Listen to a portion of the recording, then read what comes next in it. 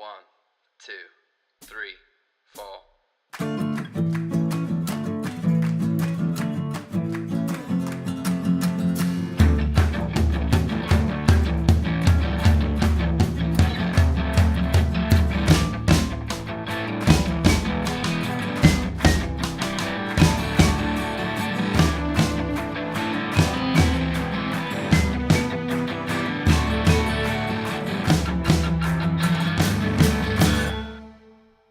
Hello, everybody. Welcome back to another episode of the Trial by Error Variety Show Podcast, the one-of-a-kind podcast, bringing you interviews and tons of music from unsigned bands, up-and-coming bands, just badass bands like the ones that we're talking to today.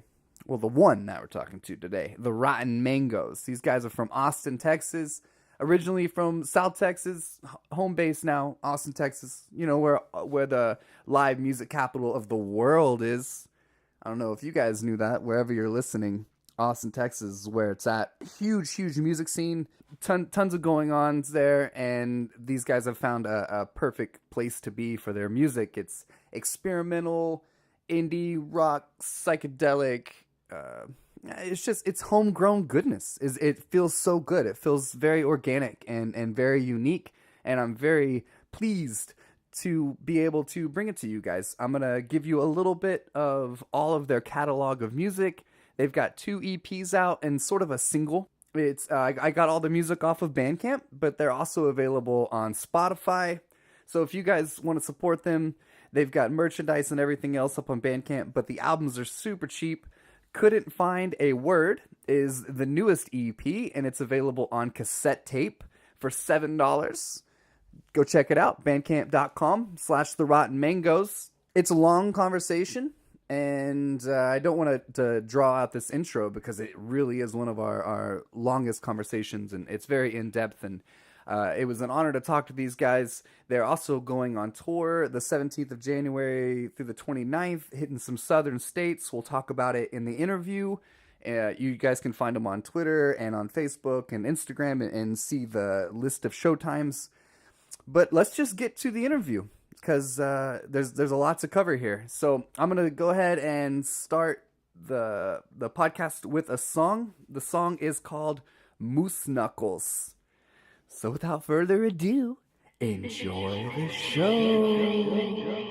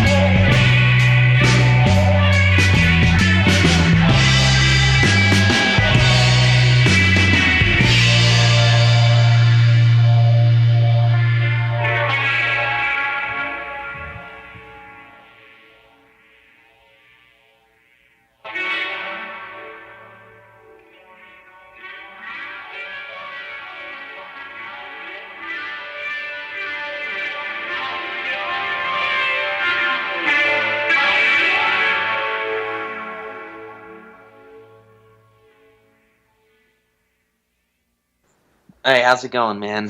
What's up, buddy? Oh, not much, just hanging out in the living room. I hear ya. Yeah, I got Christian here with me too. How's it going? What's up, Yeah. Christian? I'm Chaz, by the way, you guys. Nice to meet you, Nice to meet Chad. you, man. You too. You too. I feel like I've been listening to you guys for about maybe 9 months, maybe 10. I found you guys through Instagram. Actually, it was like one of the suggested follow people, and yeah, I liked your style right away, and then found you guys on Bandcamp and really liked the grooviness. It's definitely nostalgic and also very new, and came to appreciate everything. And I see you guys are playing shows, and you don't live too far from me. McKinney, is that correct? Yeah, just about. We live in like south. I mean, not really south, but pretty far east Austin. So it is. It's like just a shot on the expressway to McKinney Falls. Yeah. So Austin's kind of home base. yeah. There, probably, huh? Yeah, it has been for the past like 4 years, Sigler. 4 or 5 years, yeah. I think it's just been 4 years though. No, I don't know, something like that. I don't think we've been here that long. But we're from McAllen, Texas originally, way down south, but like by the Gulf. I'm not like by South Padre Island. Okay. Might be All the right. closest reference. That would make sense. Yeah, I've definitely spent my whole life driving down that way, and definitely drove through McAllen for sure. Bandera's really cool too. I've been there before. Oh yeah, it's definitely a little blip, on the map. But when people drive through here, they seem to remember it. It's not much here, but it's definitely unique. So Yeah, definitely. the psychedelic sound, it's maintained its ability to expand your horizons. Every time you listen to it, you hear something new, and you get a different feeling, and it's emotional and groovy. And who are your influences growing up and stuff? Our influences are basically just like the big ones, like Led Zeppelin and the Beatles, and I don't know who else, Sigler, like the big ones. The Who, yeah, Jimi Hendrix. Yeah, and I don't think we've ever chosen to stick to anything. If our stuff sounds psychedelic, I'd like to think maybe it's because I don't know. Maybe psychedelic is another word for spiritual kind of music too. Like, Yeah. Like it's just very. I guess we just take our music like really personally, and especially like the new album we just like put online is, like 2 of the songs Sigler recorded or Christian recorded like by himself and wrote them by himself, and I did the same for a couple of songs, and so yeah, and then that really long song Musky Mantra is My favorite. both by of the us. way. Oh, thanks, man. Yeah. We it's funny, we like kind of wrote that on our friend's birthday. He for his birthday he wanted to play music with us at our practice space and eat some MDMA and then just like spend all night there kind of. And we played some jam that kind of that melody came out of, but in the end, I just feel like the song itself, when we went to record it, I think we were going for just like not psychedelic or drug induced as much as it was like just spiritual, I guess. Like it's supposed to just be kind of like that's why it's called Musky Mantra. It's supposed to be sort of like a meditation on that melody that just keeps refraining in the song. And That's definitely how I felt about it when I listened to the whole EP all the way through the first time, and your last 2 were a little more upbeat, and this one felt a little more relaxed, a little more chill, and it's kind of like the bedtime EP for your 3 between your 3 EPs there. That's definitely more of the relaxed one, and it's such a great closer to have that nice 9-minute. Just sort of an unwinding feeling. Totally. Thanks, man. Yeah, I think it's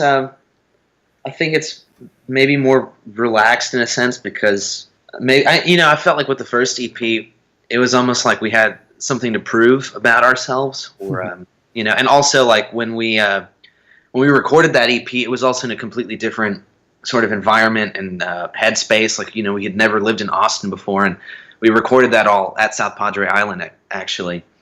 And we were living in a house with like all our friends that also played music, and we were all working at the same like burger place as a job, and so it was just very like, I guess you could feel that in the music. It was just, and we were like just waiting to move to Austin. That was kind of our plan. Yeah. We were like, record this thing and then move to Austin, where everything happens.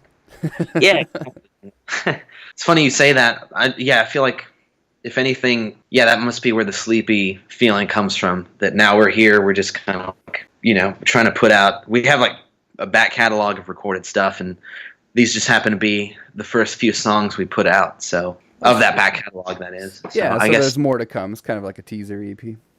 Yeah, totally. All right, so from the newest EP, Couldn't Find a Word, let's play the title track, Couldn't Find a Word, by the Rotten Mangoes.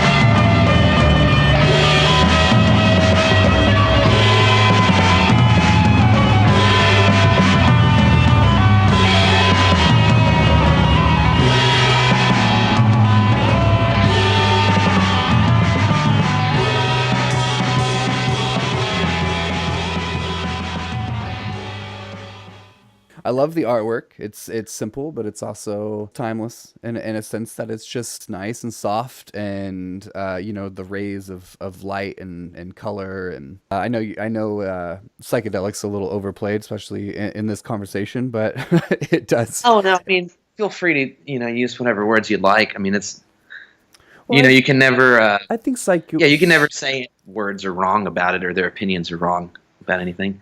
I just don't want to, like Yeah. you said, I don't want to throw it into a niche. I don't want to associate it with one type of sound because it really isn't. I mean, you guys have a really, there's rock in there, and you can definitely hear your influences coming out through a lot of that. Just the leads and I guess just the progression of it all. There's a lot of diversity, even between the just the 6 songs on the first EP, and then. What is there 5 on this one? Am I correct? 6 also. 6. Actually. Okay, all right. There's just one really short one. It kind of felt like the "I Love You" that song. It was a little shorter, so it just kind of it felt almost like an interlude in a sense. Totally. Yeah, and that's I really like the interlude feeling. I got the same feeling when I made the track list and was kind of like set on that playing order. And I guess it's because of that, we didn't really we weren't trying to make it sound like a solidified, journey from beginning to end or anything. It's kind of just like a glimpse into, just our recordings, I guess. Yeah. So that's why there's some short ones on there, and there's not, I mean, I guess there's a continuity in some way, like as far as the recording aesthetic goes, but beyond that, personally, I couldn't say it, but I mean, I don't even know if anything I say is valid because I made it. So, Yeah, I hear you. Yeah, it's everybody's gonna get something different from it. Yeah, exactly, and that's why you can use any words you'd like to describe it because it doesn't make your interpretation any more justified or Well, I feel like psychedelic is in a sense spiritual. I kind of connect the two. Because when you're searching for your spirituality, you're just opening doors, and I feel like that goes hand in hand with just the psychedelic movement in general, is just to think outside of the box. Totally, man. What is your experience with psychedelics? Maybe like when was your first psychedelic trip? Probably when I was 14, and it wasn't mushrooms and it wasn't acid. It was one of those like designer chemicals that was like 2CI, and I didn't. Yeah, and I didn't. I'd never smoked pot before, anything before, and this stuff in a powder, and it was like a white powder. And he was like, "Dude, I tried this stuff. It's so fucking sick. I've tried mushrooms and acid as well, and I knew it was the real thing when I had acid because I had this shit that wasn't acid before, And Sigler, I don't know. How about you, man? Like you? First trip, maybe when I was like 16, I took some ecstasy, and that was really strong and really did it for me. Yeah, that was really nice. 16-year-old ecstasy. Yeah, you don't get a feeling like that ever again. That's all the hormones plus. Christian and I have like played music together a lot on our trips. Like we've tripped together before on stuff, and it actually, I think my favorite thing to do if I'm high on mushrooms or acid is to play guitar. Mm-hmm. So, I mean, truly, it's a really crazy feeling because it feels like I'm not playing and I get to progressions I play when I'm, high on some kind of psychedelic drug. Never played on DMT, but I would like to try that. Man, that would be hard. Crazy. It's so your movements are a little disoriented.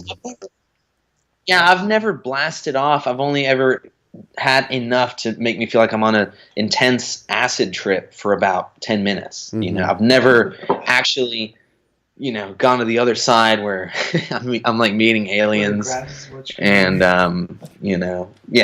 being touched by God. That is, that's probably what life's all about for me. Except, I guess what I've dedicated it to now maybe is like achieving that just sober, being able to feel that way playing anytime. I don't know. I feel like when you take that kind of stuff and you play music, I think it's very revealing, or it's like the most transparent way to play. Like it just kind of, that's how it feels to me, at least personally.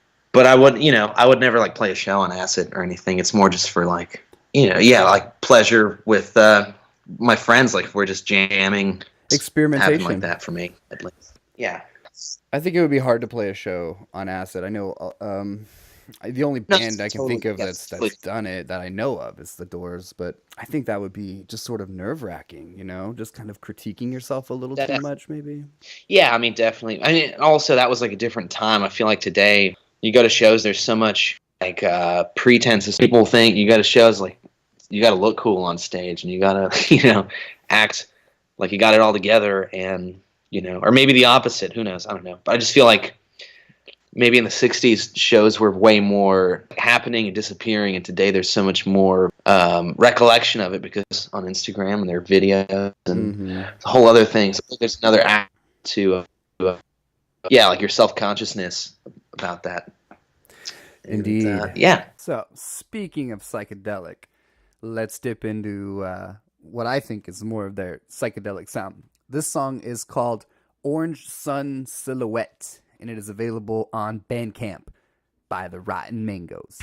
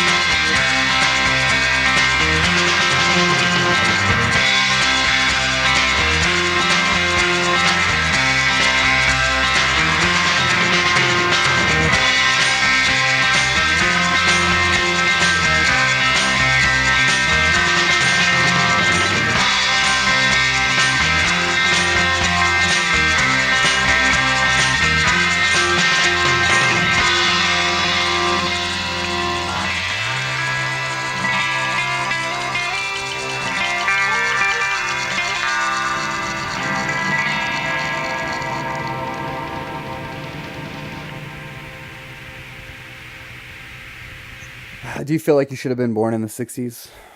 No, not at all. I think I'm glad. I don't know about you, Sigler, but I'm glad I was born when I was. Like, we like bands from the 60s, but it's not like what we think. I don't know. We don't think that that's the only way life can exist in the 1960s, you know? Yeah, it's great because we have, we've learned from their mistakes, and we've, we still have access to all of that stuff. It's still around in all its forms, MP3s and vinyls, and it's all still, you can absorb it in whatever platform you want to. And yeah, I think, like, despite all this political bullshit and the constant, like, evil in the world, it's still a beautiful time to be alive.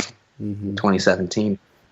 It is. There's still so many great artists and so many great people, comedians and people out there that are dedicated to the quality of a message, and people are so passionate now. And it's so we're so capable of getting that passion into somebody else's hands without any labels, without any agents or anything like that. We're so able to just take it into our own hands and bring it out there. And like this platform, nobody's paying me to do it. Nobody's asking me to do it.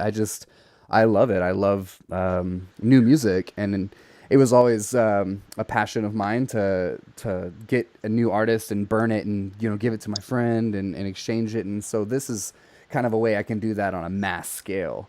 And it's never been so easy. I mean, it's so simple. Definitely. And then the internet goes out. Can you hear me? There Yeah. we go. It's like as soon as I say that, the internet cuts out. So simple. Oh yeah. No, I was just saying. It's great that podcasts like yours and radio exists. But also, I guess the only thing I get down about is people prioritizing virtual reality over like something substantial, I guess, and more, I guess, like the internet is becoming what is substantial about the world, or the actual substance of the world is all online now, if that makes sense. So I think that's just the balance that we all have to find. Recognizing that is really important. Recognizing that it's an addiction, or it's we worship that type of that resource in a sense. And I say worship in the sense that we just dedicate so much time to it, but also recognizing it, just like any sort of addiction is powerful in itself, because you allow yourself growth and knowing, like, I've just recently got off a lot of the social media. I use Facebook Messenger, but I don't have a Facebook. I use Instagram because I feel like that was the only platform I really got reactions on.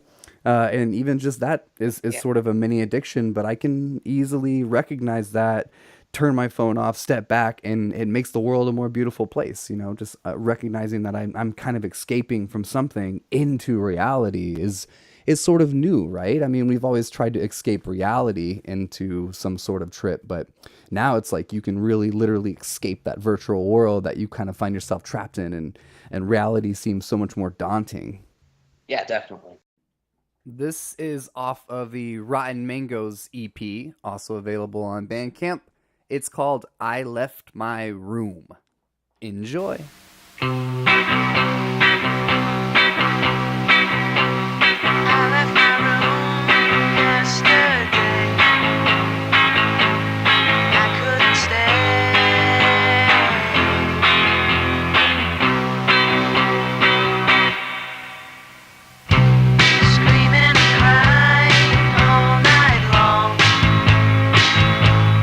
It's been too long.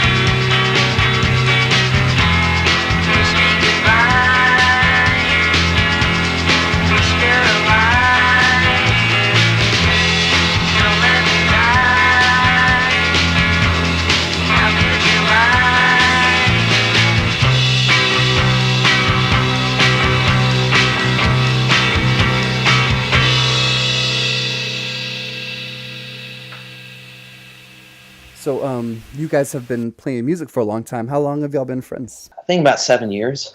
Or actually, no. I mean, 8. 8 now. It's been 8 years. Going on 9, I guess. Number 9. Do you guys go to any music festivals here locally or play at any, perhaps? Other than, like, I guess I'm not completely aware of a whole lot of festivals around town. I mean, I know there's like the Pecan Street Festival or like South by or Utopia Fest Mm-hmm. or, like Head for the Levitation Hills? or whatever. I don't think I've ever heard of Head for the Hills. Oh, that's a great one, man. You guys, it's probably not too late to get on that bill, but they like Spoonfed Tribe and Capiac, Cowboy Irie, Oh, nice, man. Yeah, a yeah, tiger, a Tiger Lily. Are you familiar with them? no, Oh, okay. no, I Okay. don't think so. Yeah, man, but we know like Capiac. I know that guy. I mean, I haven't gone to any festivals in a long while. How about you, Christian? Nothing really. Nothing is South by. I don't really have a thing for ACL or Fun, which was once a thing, but now it's not. So Yeah, all these festivals have been getting canceled also around town. So Yeah, it's a shame. Fun used to bring in a lot of really cool artists, and then it became sort of mainstream, and then it just kind of killed itself in doing so. Kind of got washed up. it's quite the lineup in that it was very just diverse in acts from every era or genre you can imagine. Really, it's pretty Yeah. cool. I never went myself, but I mean, I'd always see the lineups and think, even if I didn't like the music that was happening, I just thought, well, that's cool that you can go one place and see all this different shit. Hmm. This is going to be the 10th year for Utopia Fest, and they're actually moving it out of Utopia because Utopia was a dry county, and in order for a lot of these places to make money, they have to be able to sell alcohol. And so when you went to Utopia Fest for the last 9 years, it was like free booze. Super awesome. That's And sick. yeah, it really is. It was really awesome. So this year's going to be a little different, but they're true to keeping it homegrown and organic. So they're not going to like gouge anybody, but there is definitely a diversity there of so many different artists from so many walks of life. Like I saw Antibalas from New York. They're kind of like Afrobeat. Wild Child, obviously from Austin.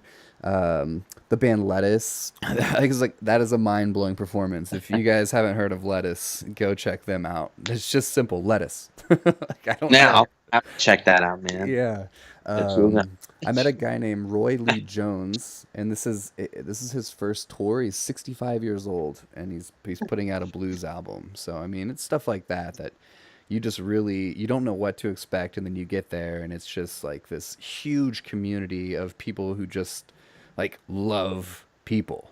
I don't know how else to put it. It Yeah, feels just like such an embracing place. we played at this really awesome festival once that made me, I really like when festivals are kind of on the verge of becoming big. This one we played in Leggett, California was, I think it's been this past year was its third year, and we played last year. So it had only been its second year since it happened for the first time, and it was just really awesome, man. It was like at a truck stop, I guess is what you'd call it, but it wasn't like a gas station as much as just like a convenience store. And they had like a cafe sort of built into it, and it's just on the one when you go up north, and I don't know, about 30 miles from the nearest town, and we were just camping across from where the bands were playing, and it was just small enough to where you'd hang out with everybody that was there. And I just feel like when festivals get to a certain point, then there's the whole VIP thing, and it's just like this elitist mentality that I think is kind of bullshit. Like I can name a few festivals that we've played at, like Christian and I both, like in other bands or maybe in this one, where it just feels very segregated, I guess, and you're segregating yourself from the people that you're there to play for, and the people that actually made the whole thing a thing. Like the only reason a festival happens is because of the audience, and if none of those people went, then what would the festival even be? It's like you're playing for all these people, but then you sort of choose to have this this elitism towards them, and oh, you can go here but you can't go there, and I don't know. I mean, I get it for like really famous people maybe, or like even moderately famous people, because there are crazy fans out there and just crazy festival goers. But at the same time, I don't know. This is just me voicing my opinion. It doesn't make it right or anything. But Yeah, no, that's what it's all about, man. Yeah, I definitely feel that. And I'm always the guy on the other side, envious I can't be back there. So it does create that a little bit of hostility. Like, man, I belong back there too. Like, I could behave, and I want a free drink. Sure.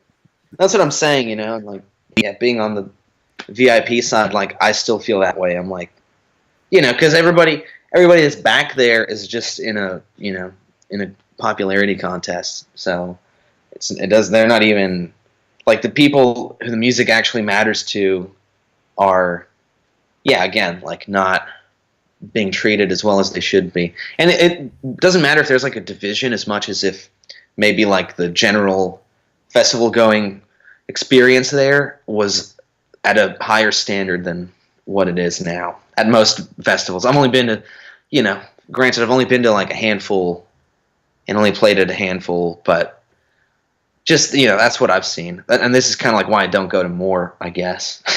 Definitely go check out Head for the Hills. It's coming up.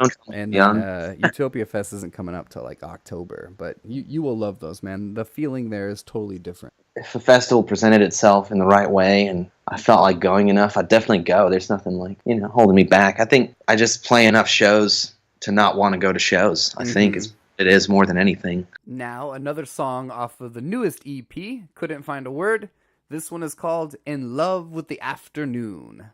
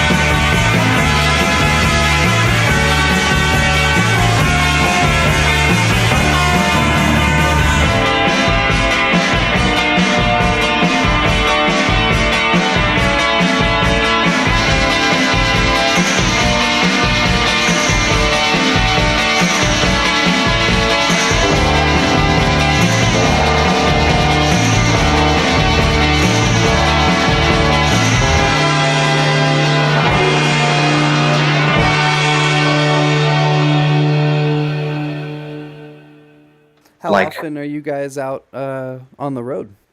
So the Mangoes have gone on least once a year. 3. Yeah, I think we've done a tour once every year. And yeah, we didn't tour the first year we were a band, so I guess. We just toured Austin, Texas. Yeah, we toured Austin the first year we moved here, man. It was like every 2 shows a week every practically, possible like spot, every yeah. week. Yeah, it was nuts. Which was awesome because people were reaching out to us. We weren't really. After the first few shows. I'm not gonna lie, it felt pretty cool when we first moved here. Not anymore, but definitely like when we first showed up. It was trying cool. to break in every venue, see what was good, you know. Yeah. Now we're actually gonna tour in January. That's our next tour. I think it's like what is it? The 17th of January till the 31st of January, and we're going basically to Florida and back. Is what the route is like. Good, hitting the South. Yeah, you want to stay away from Colorado in January. Yeah, probably, man, that's for sure.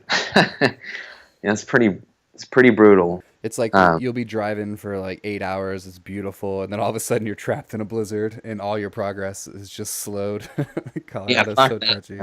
Dude, one time we went on a tour in my Jeep Cherokee, and we had just we did a show in Austin, tour kickoff, and then we went to Denton, yeah, and then we left from Denton, and Christian and I were gonna just do the whole tour, us two. We were going to California, basically to LA and back, and we're driving to Santa Fe from Denton, and there was like a huge fucking snowstorm in West Texas, and I've never, yeah, dude, we drove right through the fucking thing. I mean, we didn't really detour. I remember stopping at a Sonic or something. We were like some Sonic, and like a fucking it was crazy, dude. I don't know. Yeah, I've never driven in snow aside from that.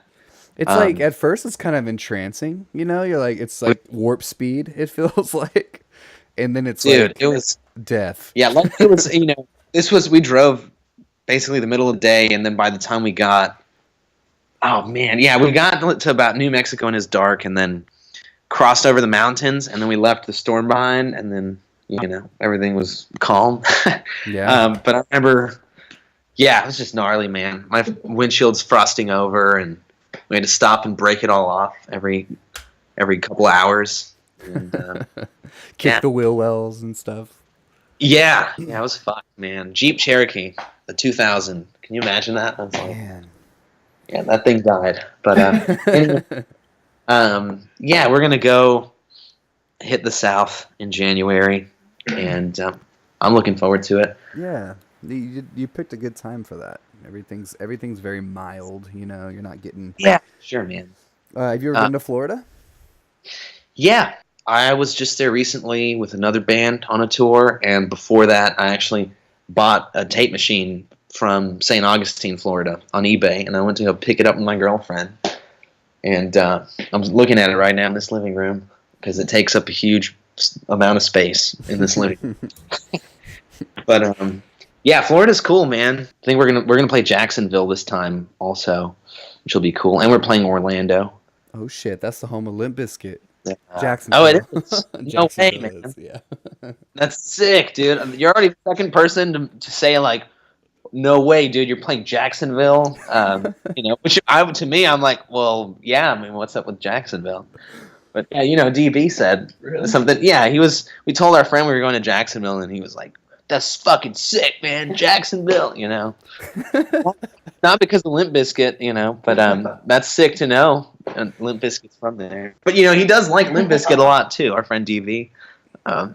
Guilty pleasure, Yeah, man. It's like I can't turn away.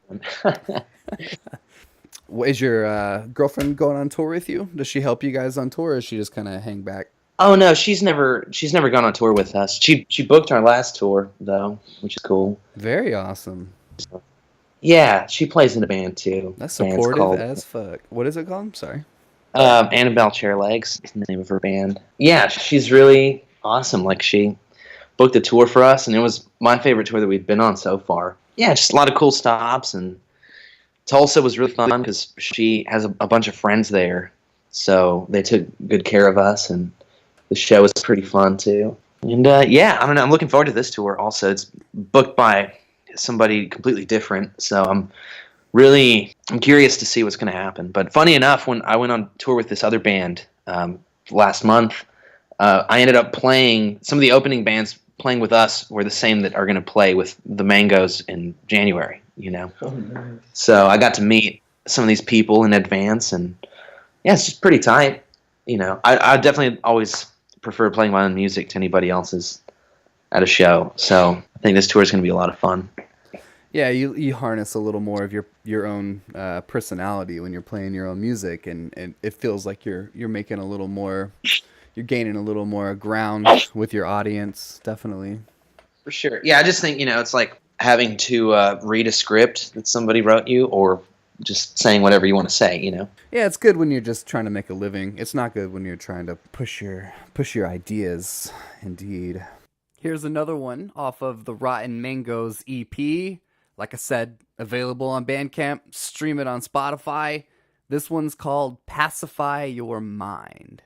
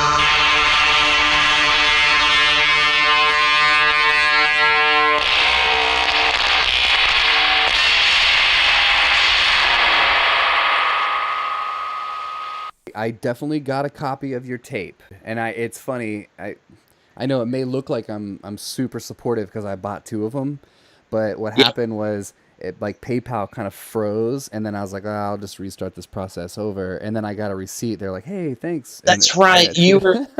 That's right. I had to refund you something, right? Or No, I'm not. I didn't ask for a refund. I'm actually gonna gift that tape out. That's gonna be somebody's Christmas present.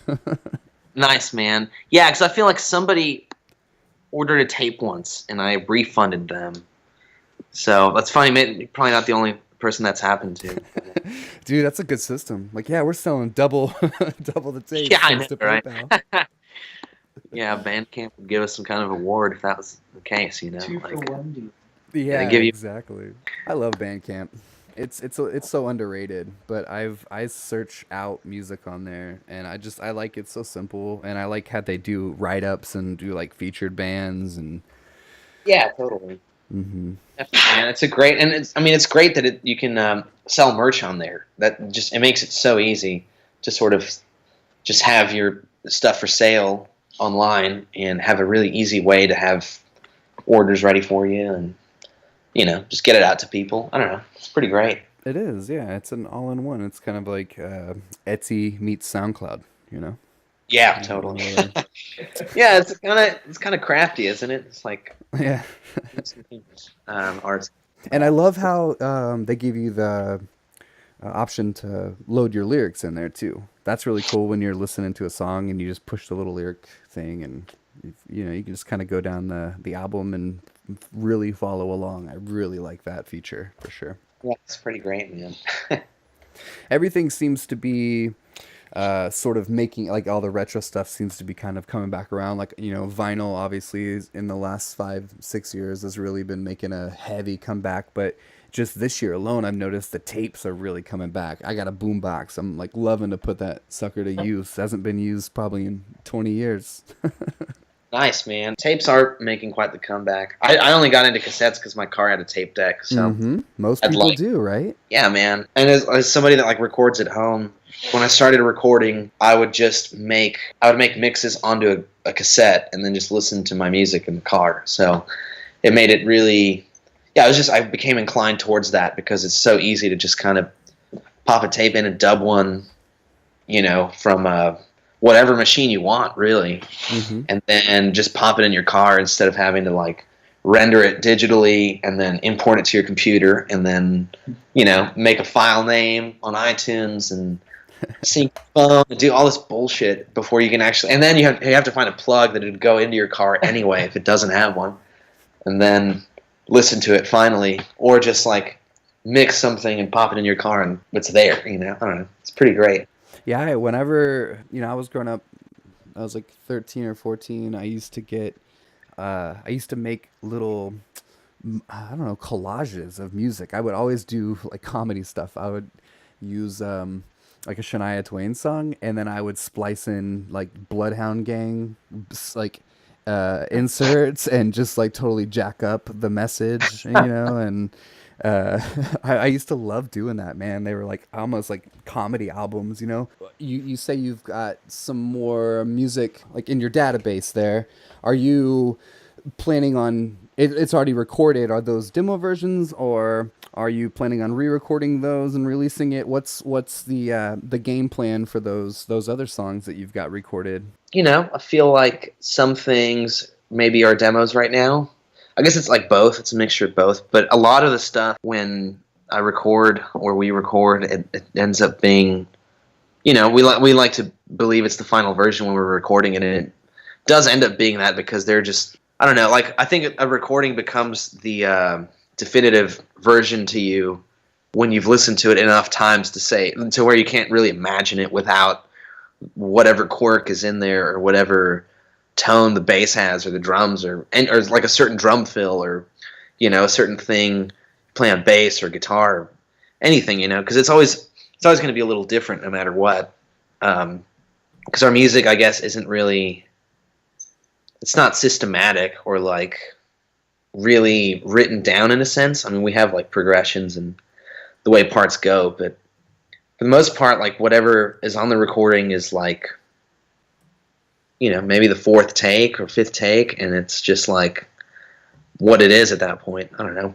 So of the stuff we have recorded, I guess we have like maybe 3 hours worth of music or 4 hours worth of music. It's recorded. There's already there's an LP that's done, but needs to be remixed and, you know, mastered and then put into production. But that thing, it was finished before this album, actually. That album was done last year. Biding time, right? You get a little something out there, keep yourself relevant, and then go for gold with the LP.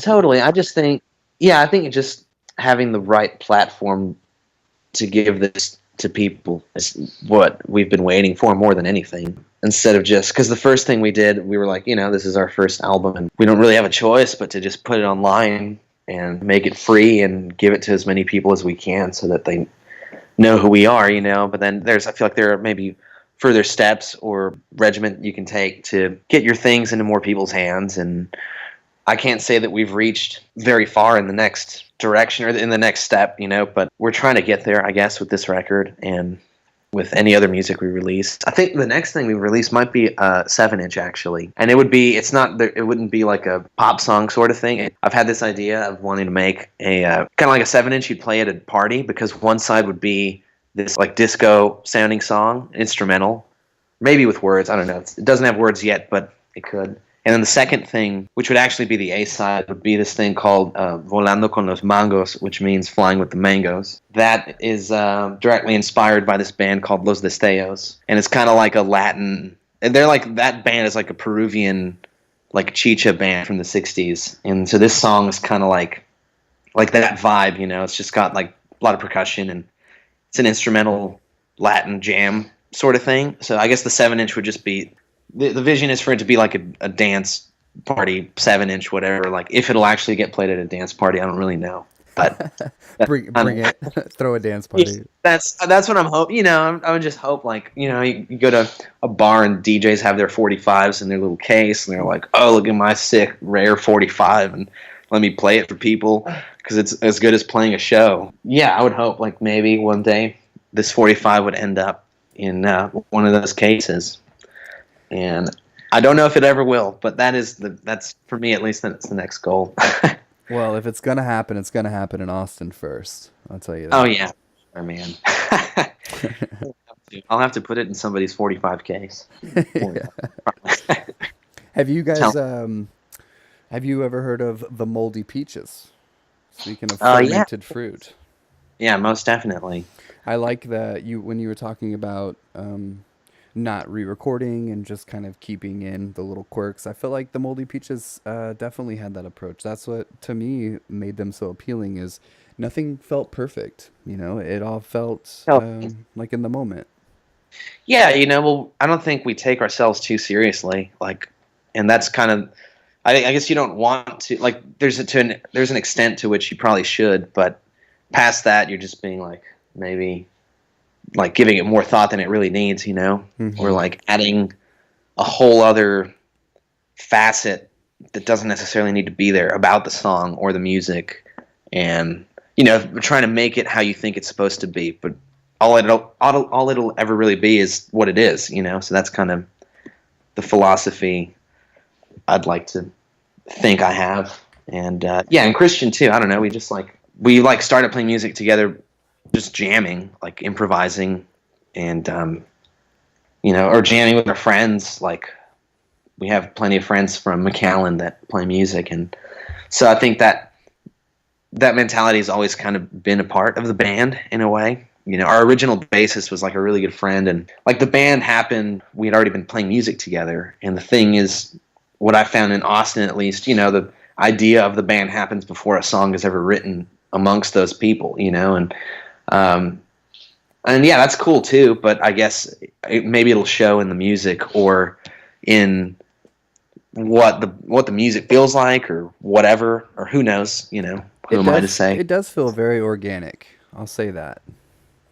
Yeah, see, and I don't even know what our music sounds like, or if that comes across in that, but I definitely can say that when we're recording, we don't really, I mean, we make sure that like it sounds good to us, but after that, we don't really try to think about it any further, you know. Like, mixing the songs is a whole other thing. That's obviously, I think, anybody's problem is mixing, because yeah, you just sit with the song for so long. Usually have to wait like a year before you can mix the song again. At least me, when you like do it yourself. But exactly. That's what all the professionals say to do, is like, if you're gonna do it yourself, you need to leave a big gap in between so you can come back with a more objective ear. Totally. I just learned that the hard way. No one ever really told me that. So. But I would have appreciated it if someone had. If there's anything to be said about our approach to recording our music, is that we try not to take it too seriously or think about it too long. This is a shorter one. It's called Yakimeshi. It's available with the Orange Sun Silhouette single on Bandcamp. Check it out.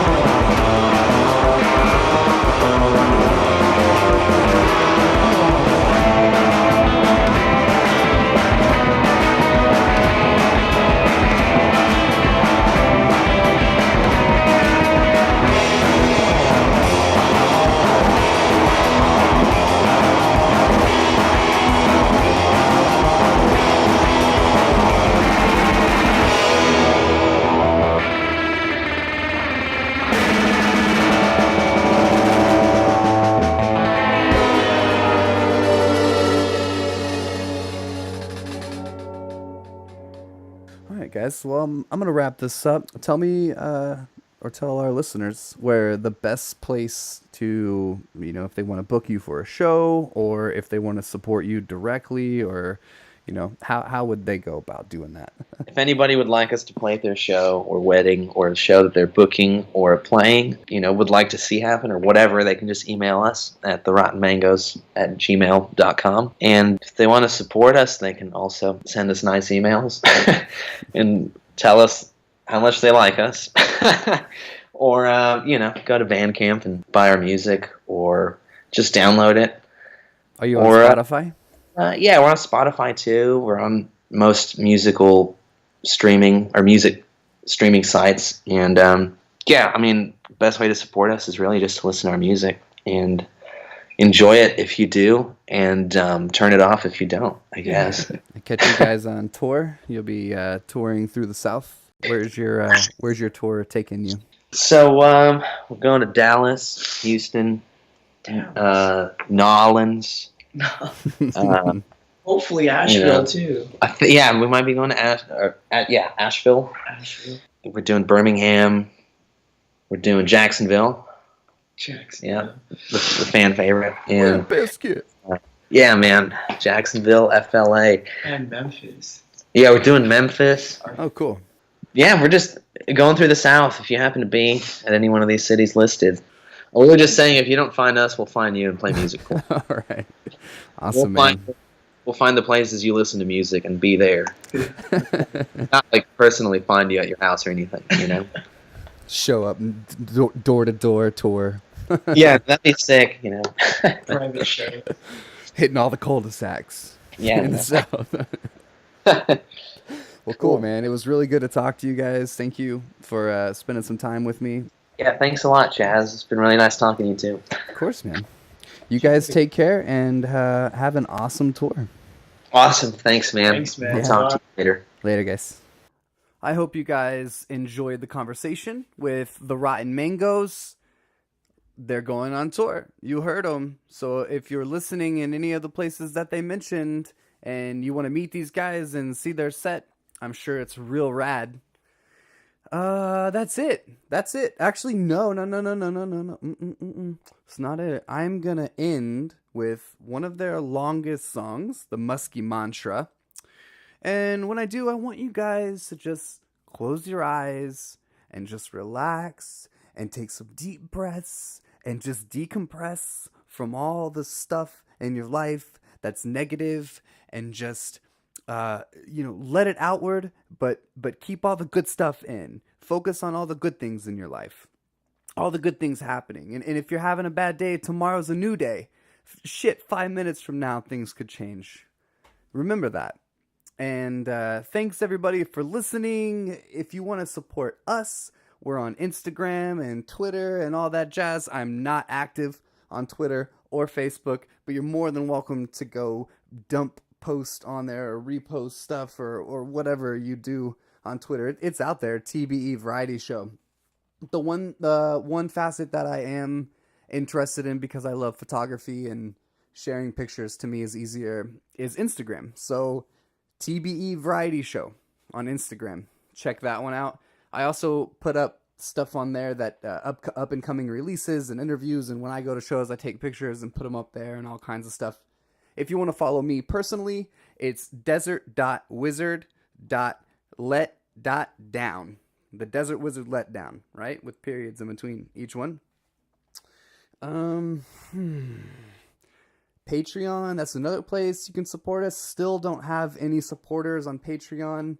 There's many levels to get involved, and each one of them has its own perks. At the $50 level, you're basically helping us do a live show, so that's for our local folks there. Eventually, I feel like we're going to have a good following on Patreon. I see it's slow building for a lot of artists, so I'm not discouraged about that. I'm very pleased with the listeners that we have. I have been getting more feedback from people, and we have more stuff coming out. I'm actually going to be interviewing Poly Action. So they're from Austin. They're a rock band. They just put out a new album called Baby's First Rock and Roll. Go check that out on Bandcamp. We'll have an interview with them very soon.